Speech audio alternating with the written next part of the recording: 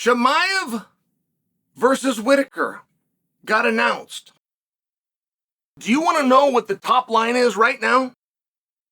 The top betting line right now is that the fight doesn't take place. You can bet that. It's called a prop bet. You can bet this fight that was just announced. It's the main event, by the way.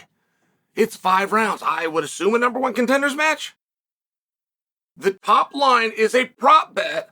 Will Chimaev make the walk?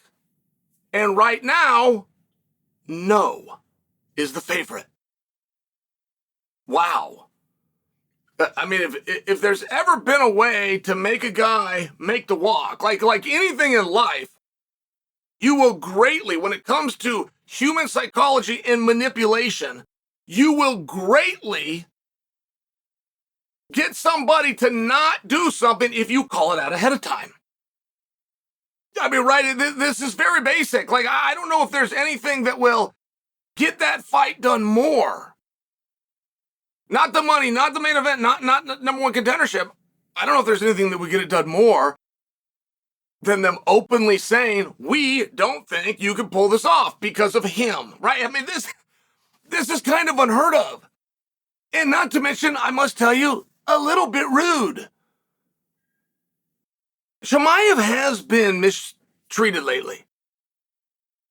I don't fully understand where that came from. I could run the tape back, and it started years ago when he took on Gilbert Burns. Like, he looked like a human being.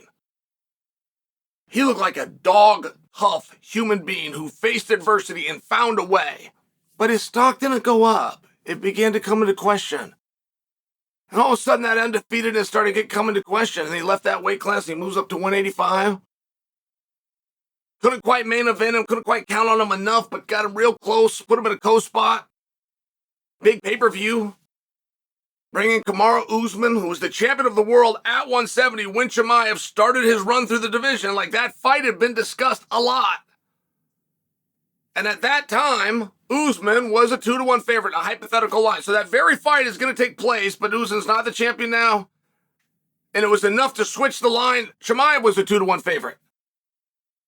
And then Chimaev lost a round, according to all of the judges, and according to many viewers, he lost 2. According to many viewers, he lost that fight. And I'm remembering off the top of my head, but I think it was a split decision. I believe one licensed judge had it for Kamaru Usman that night. And there again, that pulled down on Chimaev.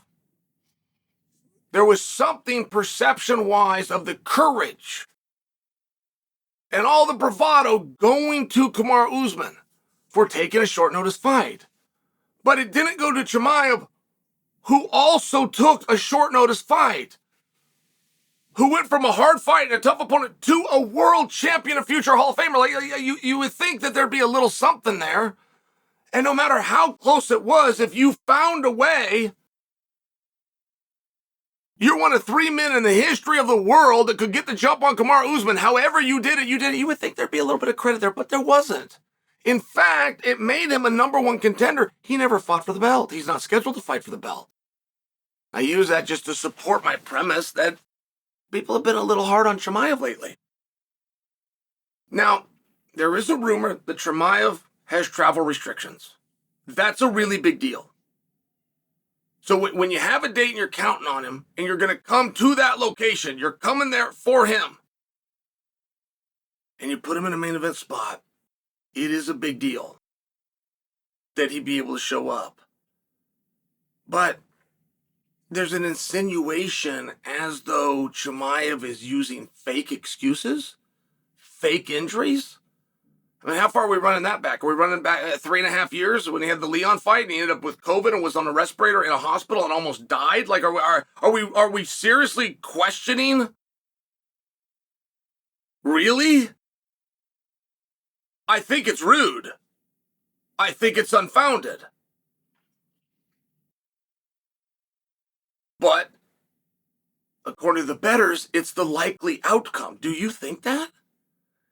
And it seems like a wildly difficult fight for Whittaker. It seems Robert Whittaker, who's on his way back, he's climbing back up, trying to climb a mountain that he's already climbed. I mean, do you understand the mental toughness that would take? And Whittaker's not only willing to do it, he's willing to do it 70% longer than everybody else on the card that night. He's willing to do it for 2 extra rounds, and it's not the first time. So, what does come from it? Does it become a number one contenders match? And that's a very hard question to answer. There's not a scenario where Whittaker will be fighting Adesanya for the title ever again. It is just as much likelihood of ever getting that fight, no matter what he's being told. I don't know that I'm just sharing with you a reality check. Surreal Gone will get another fight with Jon Jones the same night the Chimaev and Izzy fight, if the belt is up. So, if he loses, does he draw to Duplessis? I would watch that. But if he does, if this is the number one contenders fight, what are we doing with Sean Strickland? And at some point, no matter how great Strickland is, Chimaev does get his turn.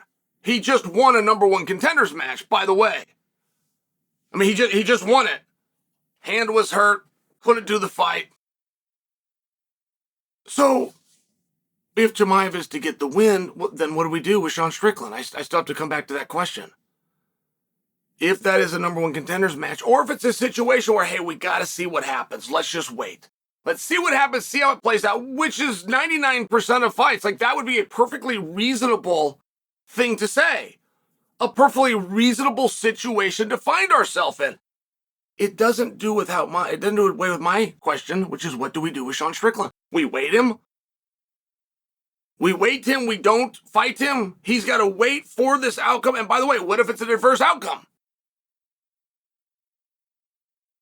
Then what happens? We don't give Sean the opportunity. We got to call him and have something for him. What is that something? What is the other idea?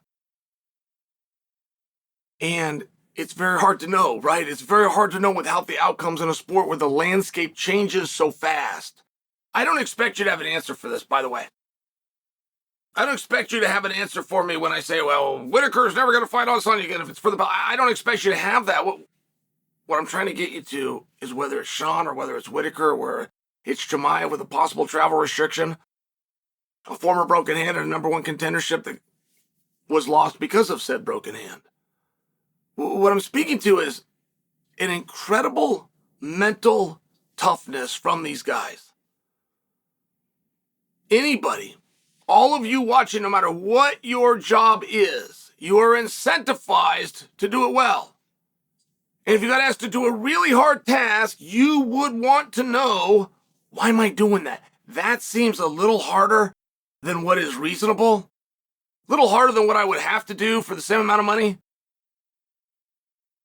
So what is the incentive? And none of them know. They just have hope. And they got a dream, and they're willing to keep it alive.